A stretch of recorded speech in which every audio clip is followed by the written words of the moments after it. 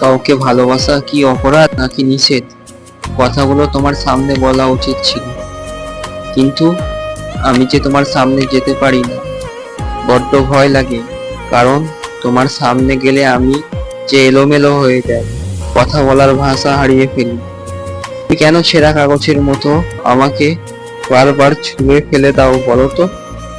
একটা মেয়েকে কিভাবে প্রেম নিবেদন করতে হয় সেটা আমার জানা নেই, তবে এটা জানি আমি তোমাকে অসম্ভব ভালোবাসি।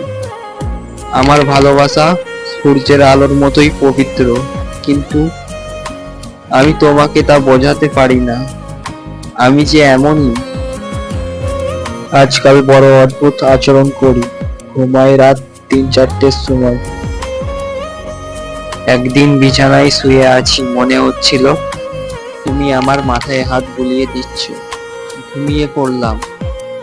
এমন গভীর ঘুম আমি কখনো ঘুমাইনি। বিশ্বাস করো, একটা কথাও বানিয়ে বলছি না। তোমার সামনে দাঁড়িয়ে কথা বলতে পারি না, তাই ভিতরের সব কষ্ট ও আনন্দ গুলোকে তোমার দৃষ্টির অন্তরালে বলে যাচ্ছি। জানি না ভালোবাসবে কিনা, তবুও আমি তোমাকে ভালোবেসে যাব কল্পনার রাজ্যে। সেখানে তো আর বাধা দিতে পারবে না। এই পাগলের জন্য তোমার মনে ভাষা জন্মাবে কিনা জানি না। এই লাস্ট বেঞ্চের ছাত্রটার জীবনের পরিণতি কি হবে, কিন্তু আমি আছি আর থাকবো সব সময়। আরো অনেক কিছু বলার ছিল, কিন্তু ভয় হচ্ছে যদি বিরক্ত হও।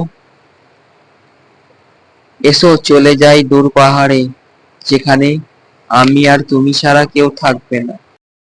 আমার বলতে না পারা কথাগুলো তোমার চোখে চোখ রেখে বলার চেষ্টা করব।